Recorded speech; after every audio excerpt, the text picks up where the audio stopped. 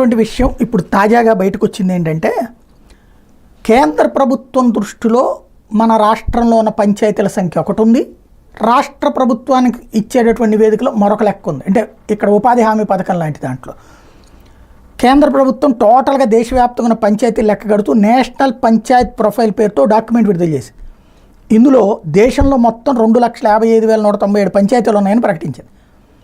అందులో ఆంధ్రప్రదేశ్లో మొత్తం 13,326 గ్రామ పంచాయతీలు ఉన్నట్టు డాక్యుమెంట్ రిలీజ్ చేసింది. అదే కేంద్ర ప్రభుత్వంలో ఉన్న గ్రామీణాభివృద్ధి శాఖ అధికారిక వెబ్సైట్లోనేమో ఆంధ్రప్రదేశ్లో 13,388 గ్రామ పంచాయతీలు ఉన్నాయని చెప్పింది. అంటే 62 పంచాయతీలు తేడా వచ్చినాయి. ఆన్లైన్ అధికారిక వెబ్ పోర్టల్ ప్రకారం రాష్ట్రంలో మొత్తం 13,324 పంచాయతీలు ఉన్నాయి. అక్కడ చూసినా ఓ 2 తేడాలు ఉన్నాయి.